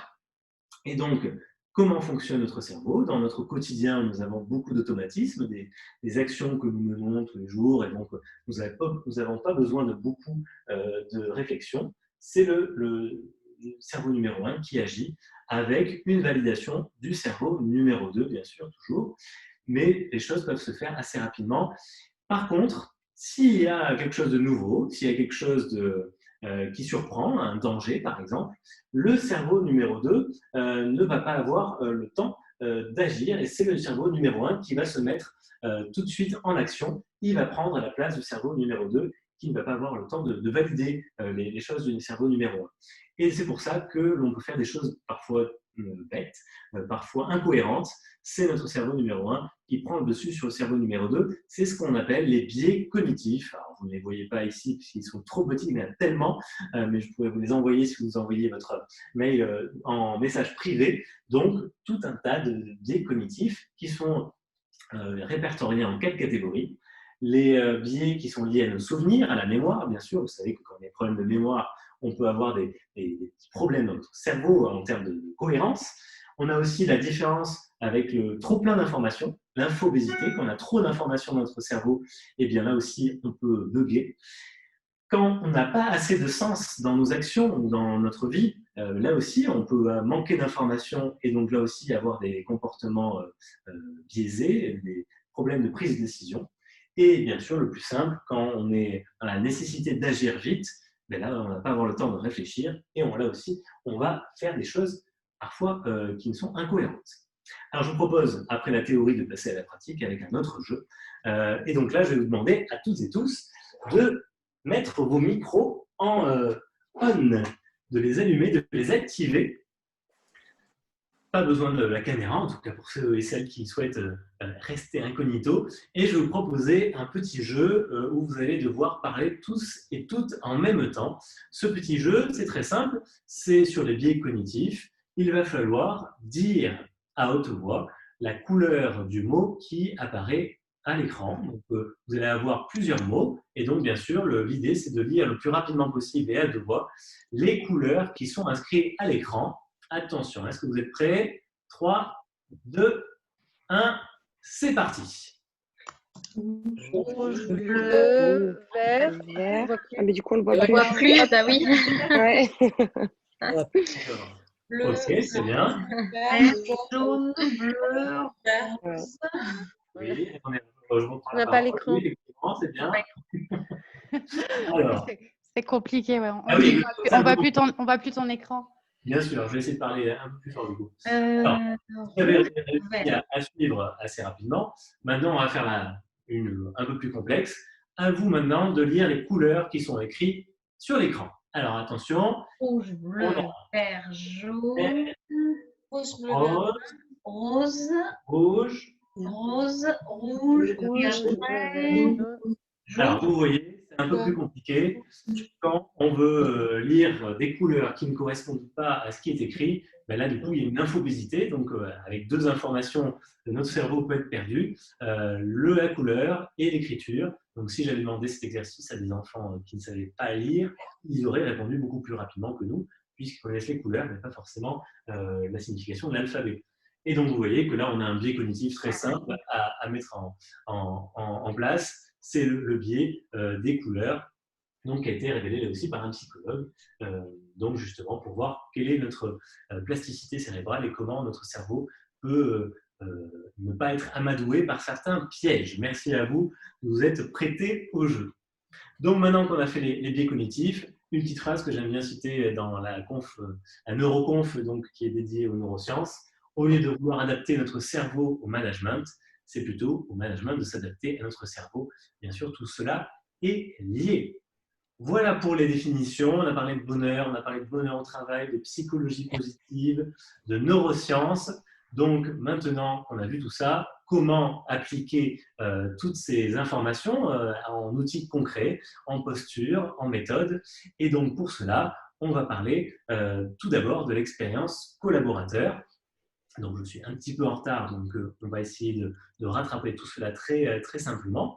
Alors, l'expérience collaborateur, qu'est-ce que c'est? C'est une expression qui est apparue il y a quelques années et qui prend de plus en plus d'ampleur. L'expérience collaborateur, c'est très simple, c'est une expression bien utilisée par les RH, les richesses humaines, pour parler d'un parcours qui va aller du moment où la personne va rentrer dans l'entreprise, donc par exemple son entretien d'embauche, et le parcours jusqu'à la fin, quand la personne va sortir de l'entreprise. Et donc, on espère qu'elle sera heureuse en sortant de l'entreprise, et pourquoi pas, elle pourra servir aussi aux salariés qui sont encore dans l'entreprise. Donc, sur ce parcours, bien sûr, on a l'entretien d'embauche, mais aussi on peut avoir avant la communication, le site internet, les avis des salariés, et donc de motiver les personnes à intégrer les nouvelles équipes. On a ensuite le processus de recrutement et puis ensuite d'intégration. On a l'espace de travail, bien sûr, la mobilité interne, le développement des compétences avec la formation. Et puis, évidemment, on va essayer de mettre en avant les potentiels et les talents et de pouvoir aussi accompagner les personnes qui n'ont pas envie de rester indéfiniment dans la même entreprise ou la même collectivité en les accompagnant dans leur reconversion. Et si possible, ces personnes qui quittent l'organisation, les garder, on parle souvent d'alumni, donc de garder un cercle, un groupe qui va permettre justement de faire le passage de témoins entre les nouveaux et les anciens, d'apporter l'expérience des personnes qui ont quitté l'entreprise. Donc voilà pour l'expérience collaborateur, avec là aussi quatre chiffres clés que j'aime bien citer. 96% des collaborateurs disent que l'alignement entre leurs valeurs et la culture d'entreprise est un facteur clé de la satisfaction au travail. Et donc là, on peut penser effectivement que ce critère-là va poursuivre le parcours de l'expérience collaborateur du début jusqu'à la fin. Pour le début du parcours, 70% des candidats cherchent des avis en ligne sur l'entreprise avant de s'engager. Donc effectivement, s'il y a des mauvais avis, là tout de suite, ça peut tiquer et ça peut empêcher à certains talents d'intégrer des entreprises ou des collectivités. Sur la fin du parcours, 76% des salariés quittent une entreprise sans la recommander. Donc là, évidemment, c'est plutôt un mauvais indice, un mauvais facteur, un mauvais indicateur à donner donc, sur l'ambiance et le management au sein d'une organisation. Et enfin, pour revenir au RH, 71% des acteurs RH considèrent que l'expérience collaborateur est un enjeu stratégique et on va le voir sur les prochains chiffres. Ces chiffres sont issus d'une enquête qui est menée chaque année sur l'expérience collaborateur par Parlons RH. Et justement, le prochain baromètre arrive la semaine prochaine. Donc, en tout cas pour l'année dernière, vous avez quels sont pour votre entreprise les 3 objectifs principaux de l'expérience collaborateur. En numéro 1, 66%, améliorer la performance globale de l'organisation. En 2, 52%, améliorer la qualité de vie au travail des collaborateurs. 39%, favoriser l'attractivité de l'entreprise. Améliorer à 35% la qualité de service aux clients, puisque de bons salariés vont donner une bonne image et sans doute de bons services aux clients. Et enfin, vous voyez, le seul critère négatif qui est réduire le turnover, c'est le dernier à 22%. Ça fait le focus aussi, ça fait le lien avec la méta-analyse dont je vous ai parlé en tout début d'intervention. Et quand on se focalise sur les responsables, en tout cas les personnes qui travaillent dans les richesses humaines, que peut apporter l'expérience collaborateur à la fonction RH? Vous avez donc à 39% recentré sur le sujet premier qui est le collaborateur. Peut-être qu'effectivement, des personnes dans les RH peuvent se sentir frustrées. Ce serait intéressant de savoir s'il y en a parmi vous à la fin par rapport à cette expression-là, de ne pas traiter vraiment de l'être humain, du collaborateur, mais plutôt des tâches administratives, même si bien sûr, il peut bien sûr y en avoir pour améliorer la qualité de vie. 31% renforce le rôle stratégique du RH dans l'entreprise. On va en reparler tout à l'heure de la stratégie. 18% développe l'efficacité du pôle RH. C'est super. Améliorer l'image interne du pôle RH, qui peut souvent être paru un peu vieillot ou à dépoussiérer si c'est les personnes qui recrutent, les personnes qui donnent le salaire. Il n'y a pas que ça, bien sûr.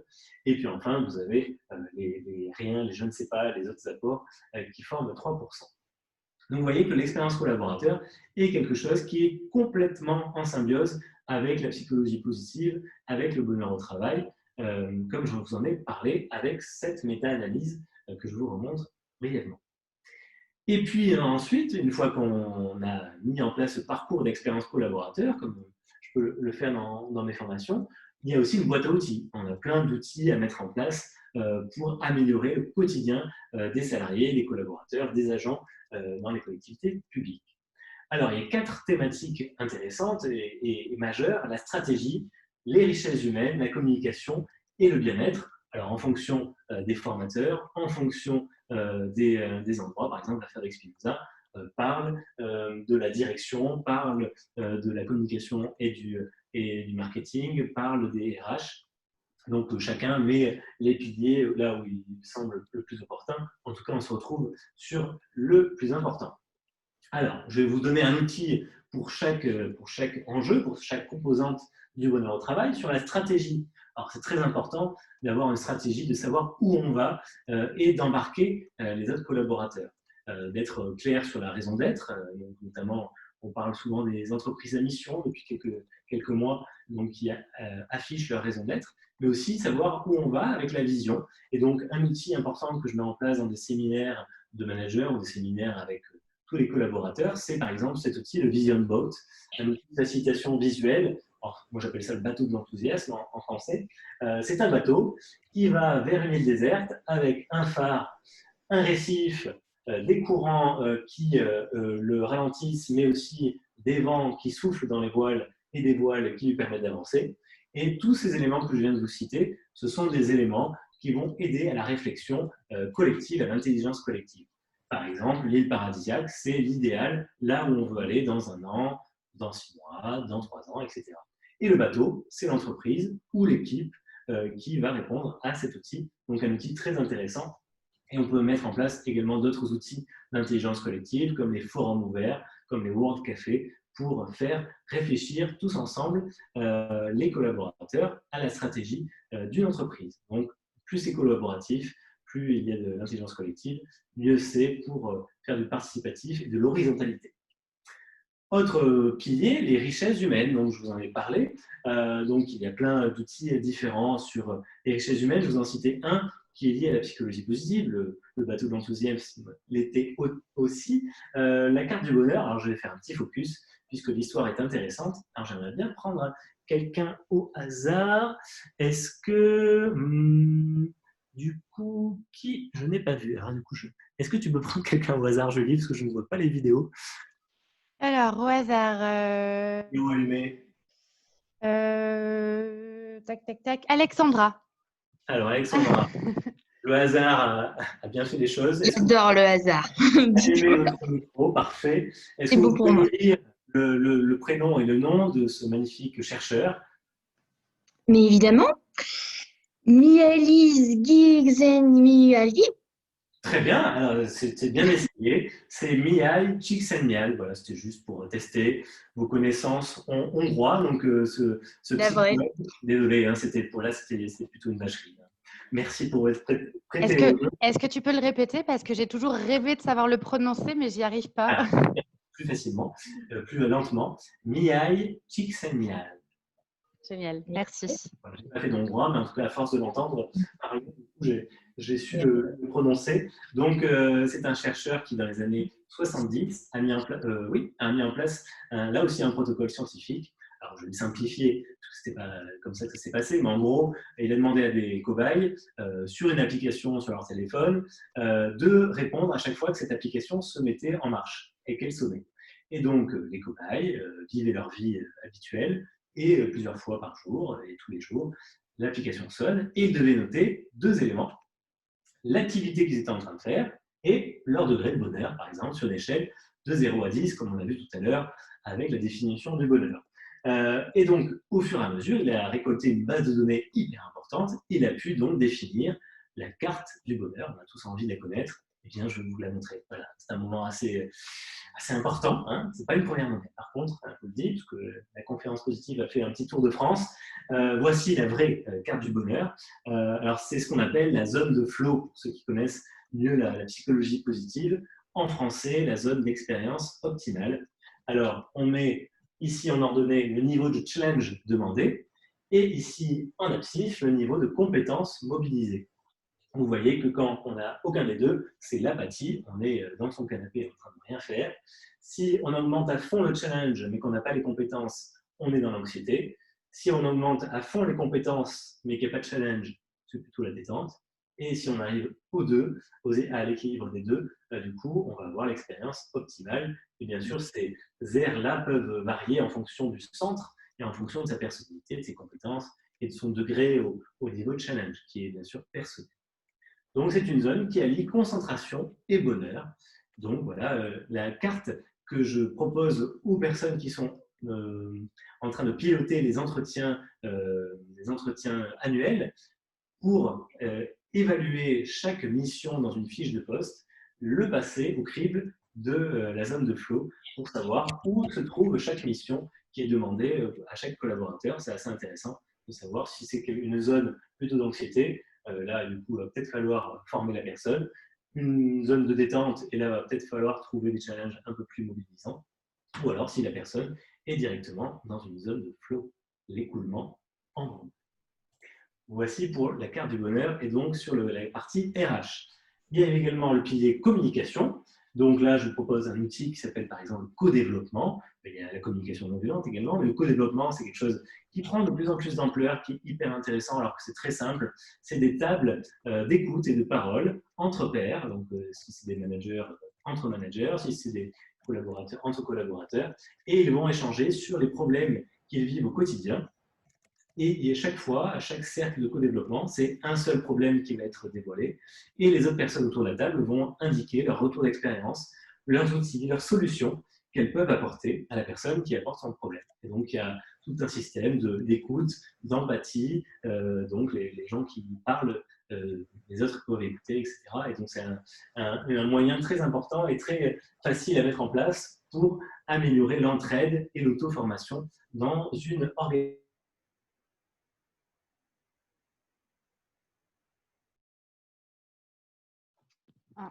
On a perdu Mathieu, ça y est. Bon, il va pas tarder à revenir. Est-ce que quelqu'un veut prendre sa place en attendant? Est-ce que vous m'entendez? Allô, allô? Ah, qu'est-ce qui s'est passé? D'expiration. Donc voilà, la cohérence cardiaque, ça, normalement, ça dure 5 minutes. C'est la Fédération française de cardiologie qui la prône, justement, 5 minutes par jour, 4,5 secondes d'inspiration, 5,5 secondes. Donc, on peut y aller tous ensemble pendant que vous m'écoutez. Et on expire. Moi, je sais que quand je fais ça lors de mes conférences, que mon débit de voix, que mon volume de voix se réduit. Donc, ça réduit le stress, ça permet de mieux gérer ses émotions. Et cela, justement, améliore notre bien-être. Donc, avant une réunion difficile ou bien sûr, il y a également ce que vous connaissez, la méditation de pleine conscience. Je n'y reviens pas. Il y a de nombreuses études scientifiques qui ont prouvé ces bienfaits, puisqu'on est assailli chaque jour de 60 000 pensées dans notre cerveau. Donc, il est important de faire une douche intérieure et de pouvoir vivre l'instant présent en prenant 5, 10 ou voire 15 minutes par jour pour faire de la méditation. Ça aussi, c'est un outil de bien-être. Donc, stratégie, richesse humaine, communication, bien-être, ce sont des piliers qui nous tiennent à cœur donc, en termes de boîte à outils pour le bonheur au travail. Et bien sûr, on peut passer de la boîte à outils à la personnalisation de ces 4 piliers, soit par le responsable du parcours collaborateur, de l'expérience collaborateur dont je vous ai parlé après. Donc, ça fait REC, responsable d'expérience collaborateur, mais aussi par le CHO, dont Julie est habituée, donc moi également lors d'une formation, donc le Chief Happiness Officer, responsable du bonheur au travail.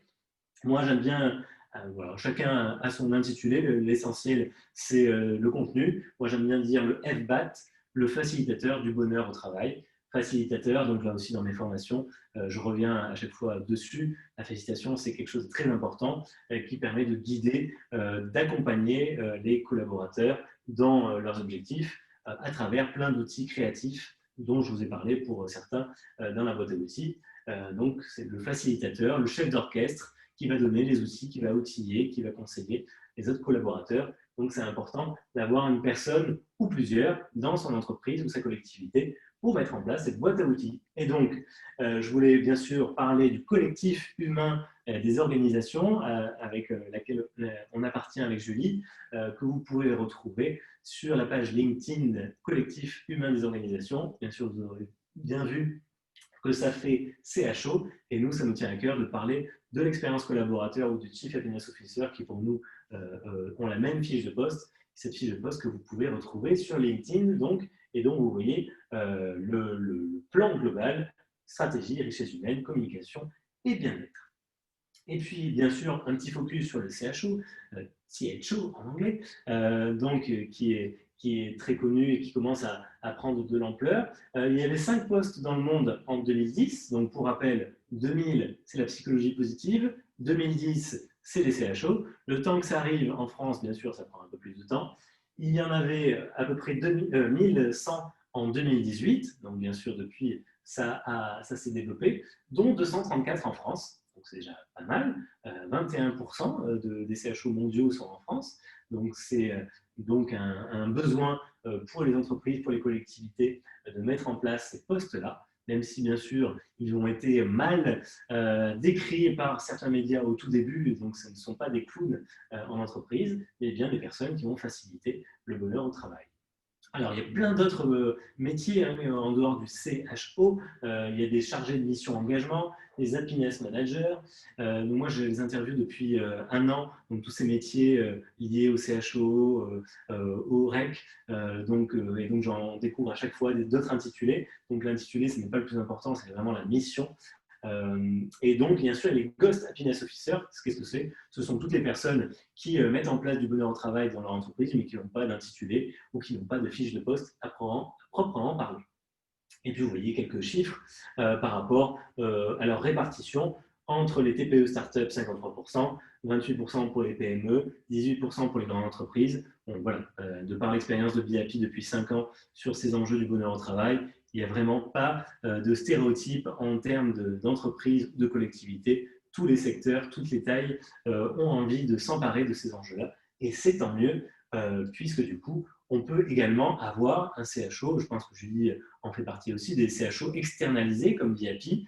C'est de venir dans une entreprise pour faire tout ou partie des missions du CHO qu'on peut avoir à temps plein. Et bien là, vous allez avoir un CHO à temps partiel ou un CHO partagé avec 2 entreprises. Et c'est intéressant parce que du coup, à travers des tas d'expériences que je vais illustrer par des photos de ces 5 années, du coup, on peut aller voir des entreprises comme des TPE, comme des grandes entreprises. Alors, de souvenirs, j'ai travaillé avec des industries dans l'agroalimentaire, avec des leaders de la papeterie ou des EHPAD, avec des informaticiens. Pardon, là, je suis passé très vite. Donc, du coup, plus de 2500 participants. Je pense grâce à ce soir, on sera 2600 à avoir participé à des événements VIP et de nombreux compliments qui nous permettent de dire que, effectivement, ça marche sur le temps de l'intervention et ensuite, bien après, lorsqu'on fait des interventions plus longues comme de l'accompagnement ou des formations.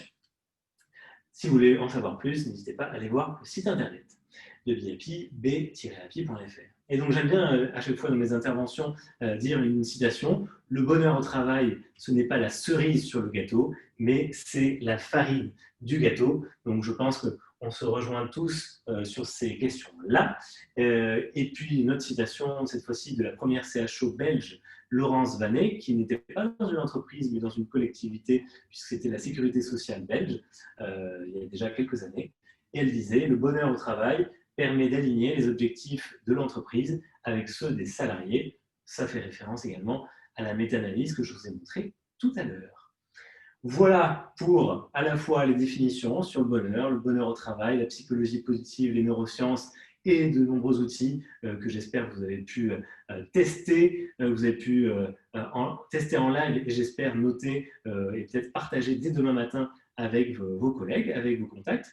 Si cette conférence vous a plu, n'hésitez pas à en parler autour de vous, puisque du coup, le but de BIP, c'est de pouvoir survivre à cette crise du Covid qui nous empêche de faire nos interventions. Donc, n'hésitez pas à en parler autour de vous, auprès des dirigeants, auprès des personnes responsables des richesses humaines, de la communication, de la RSE et bien sûr de la QVT. Mais bien sûr, je vous ai parlé de surprise. Donc, je vous propose 4 petits cadeaux, peut-être même 5, pour vous remercier d'avoir été présent, puisque je crois qu'on a fait un pic à 47 tout à l'heure. Alors, le premier, et du coup, je vais m'abstenir de mettre de la musique pour éviter toute interférence, l'agenda du bonheur au travail. Alors, j'ai mis quelques dates et je pense que Julie pourra compléter également avec les siennes. Le 22 septembre, si vous êtes sur Bordeaux, une matinée de l'expérience candidat à l'expérience collaborateur. Les 3, 4 décembre et 15 janvier, la prochaine formation, il y en a une chaque année de BIP sur l'expérience collaborateur et le Chief Happiness Officer, donc qui auront lieu en décembre et en janvier. Et à chaque fois, 3 jours pour une formation. Celle de mars sera sur la conduite de projets collaboratifs et positifs. Autre cadeau, si vous souhaitez continuer à être alimenté de bonnes nouvelles, d'infos positives comme avec Laurent Delahousse, je vous conseille du coup, je vous invite à rejoindre BIP sur les réseaux sociaux, LinkedIn, Twitter, YouTube, où il y a beaucoup de ressources, Facebook, mais aussi Instagram. Et puis, pour ceux qui préfèrent le papier, de nombreux livres que je pourrais vous envoyer. Je vous rappelle, si vous souhaitez avoir la diapositive, envoyez-nous à moi et à Julie en message privé votre mail pour qu'on puisse vous envoyer la diapositive avec plein de bouquins et le guide de l'affaire de Spinoza sur laquelle j'ai participé, le guide pratique du CHO, du Chief Happiness Officer, justement pour en savoir plus sur ce métier. Et puis, je termine toujours par une citation positive. J'en ai cité pas mal, mais il y en a une qui me tient plus à cœur que les autres. C'est celle de M. Saint-Exupéry qui nous dit « Si tu veux construire un bateau, ne ressemble pas tes hommes et femmes pour leur donner des ordres, pour leur expliquer chaque détail, pour leur dire où trouver chaque chose. Si tu veux construire un bateau, fais naître dans le cœur de tes hommes et femmes le désir de la mer. » Et donc là, je pense que la boucle est bouclée en termes de vision, en termes d'inspiration. Et je voulais terminer avant de vous redonner la parole pour quelques questions rapides et puis bien sûr la parole à Julie pour clôturer cette conférence. Faire une photo positive, puisque je termine toujours mes interventions par une photo positive. Alors du coup, je ne sais pas si vous êtes tous et toutes avec vos caméras allumées. Je vous propose de toutes les allumer et donc d'essayer de faire une photo. Alors Julie, je ne sais pas si tu as l'accès à toutes les vidéos pour les mettre sur ton écran et à faire un imprint. Ouais, c'est bon. Alors, ouais, c'est bon. J'ai pas les 25 personnes sur l'écran, Bon, on peut faire. mais alors je On peut faire en regarde. plusieurs fois. Moi, quand je fais des vidéos, du coup, j'aime bien faire en plusieurs pages. Mais du coup, je vous propose du coup de tester l'outil du rire, justement pour finir en beauté, puisqu'on n'est pas caché derrière nos masques, donc on peut en profiter. Donc, le rire, c'est une activité physique. Rire pendant 1 minute, c'est l'équivalent de 10 minutes de jogging ou de rameur. Ça mobilise 17 muscles de notre visage. Ça muscle nos abdominaux pour ceux qui ont subi les méfaits du confinement. Ça double notre capacité pulmonaire pour oxygéner notre cerveau. Je vous ai dit qu'il était important. Et ça réduit la pression artérielle et libère des endorphines.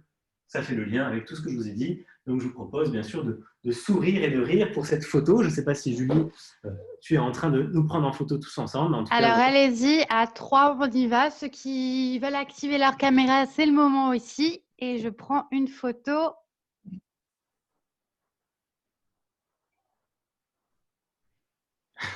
C'est bon. super. Bon, très bien.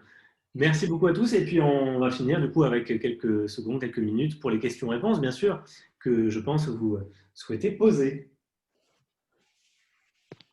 Alors, tac, tac, tac. Alors, attends, Mathieu, juste, on va reprendre une autre photo parce qu'il y a des trucs qui se sont mis dessus. Excusez-moi. Allez, on en refait une autre. Hop. Je mets mon écran comme il faut. 1, 2, 3. Cheese. C'est good. Alors, en question, moi, que j'avais noté. Alors, déjà, merci beaucoup, beaucoup, beaucoup, beaucoup, Mathieu. C'était génial. Je pense que là, c'est le moment d'activer votre smiley réaction là sur Zoom si ce n'est pas encore fait. Mais c'était. Moi, j'ai adoré. Il y a eu des super réactions tout au long de ta conf. Donc, merci infiniment, Mathieu. C'était génial. J'en profite, je te coupe un petit peu. Vas-y. Généralement, j'ai l'habitude d'avoir un livre d'or. Donc, si vous souhaitez marquer un petit compliment, donc il n'y a pas de livre d'or, mais en tout cas, il y a le forum pour faire ça. Donc, n'hésitez pas à marquer vos compliments. Et moi, je les noterai dans mon livre d'or, voilà, par procuration. Désolé. Yes.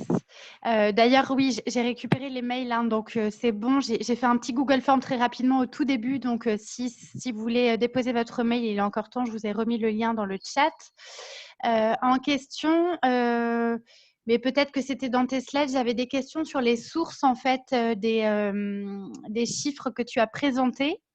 Et notamment une question de Sophia qui demandait comment le présentéisme était calculé, quels indicateurs ils utilisaient. Est-ce que tu sais ça ou Alors, c'est des cabinets d'expertise donc, qui font ce calcul, alors que ce soit l'absentéisme ou le présentéisme. Ils partent donc du degré de motivation. Donc, j'ai parlé de 30%. Alors, tout dépend des organisations dans lesquelles on est, mais en tout cas 30% de personnes démotivées. Et ensuite, en faisant des sondages, donc, malheureusement, quand on parle de qualitatif, on est obligé de faire des sondages avec les biais que cela incombe.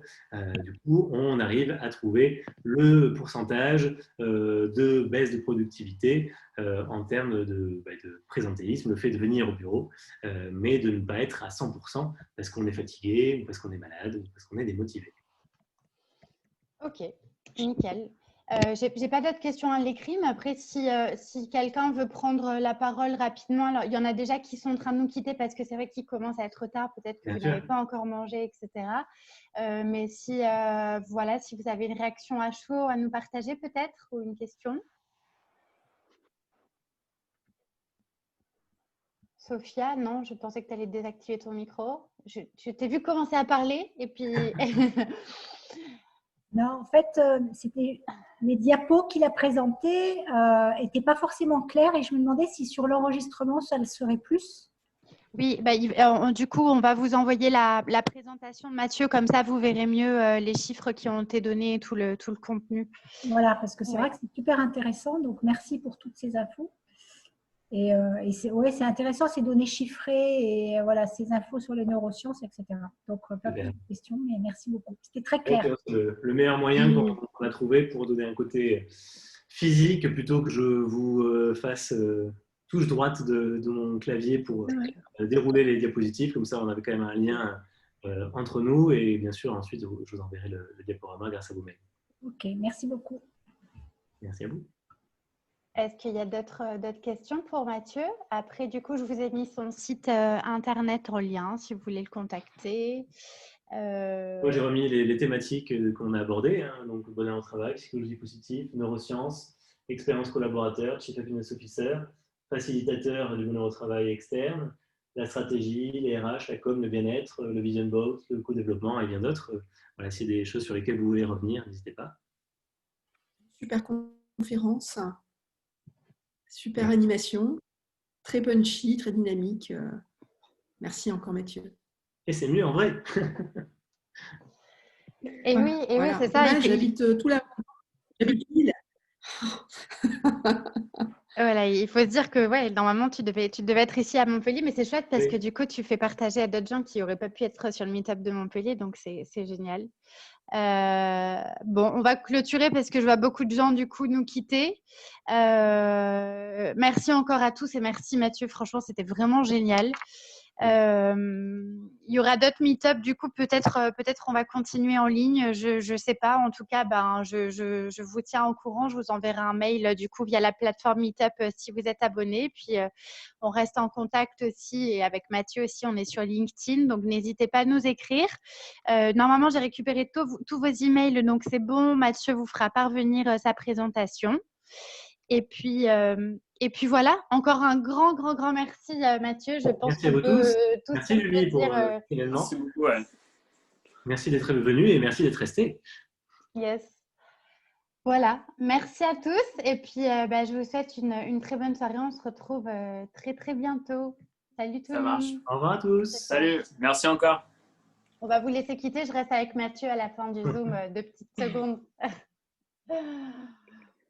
Au revoir. J'ai eu une coupure d'ailleurs, je ne sais pas si vous en êtes aperçu. Ouais, je sais pas si. Salut Sophia. Ah oui, vous l'avez vu, ouais. Bah, du coup, oui, une coupure de la cohérence cardiaque, mais bon, j'ai l'impression que c'est. Et ça a été une coupure pour tout le monde du coup? Ouais. Bah écoute, j'ai l'impression qu'il n'y a que moi qui était déconnecté. Donc, Ah, ok. Ah non. Ouais, que non, finalement, tout le monde était encore présent quand je suis revenu. Donc tant mieux. Moi aussi, non, j'ai eu la coupure. Ah, vous avez tous eu la coupure. Bah ouais, comme c'est. Ouais, je pense. Ouais, je pense qu'on l'a tous eu, ouais. Comme c'était moi qui maîtrisais le truc, j'ai eu la coupure, donc ça, je sais pas. Bon, si c'est pas grave. Ouais. Ça va pas durer, c'est pas grave. Bon, en tout cas, merci à tous les deux. Moi, j'ai pas du tout participé. Je suis arrivée un peu à la bourre. J'étais au travail. Moi, c'est Aurélie. Enchantée. Julie, je t'ai contactée par mail dans la semaine et tu m'as répondu super réactivement. Je t'avais demandé des infos pour faire justement la formation. Donc, tu m'as éventuellement évoqué le fait de pouvoir se contacter dans la semaine. Donc, voilà. Donc, du coup, je t'appellerai pour plus d'informations parce que ça me plaît vraiment. Voilà.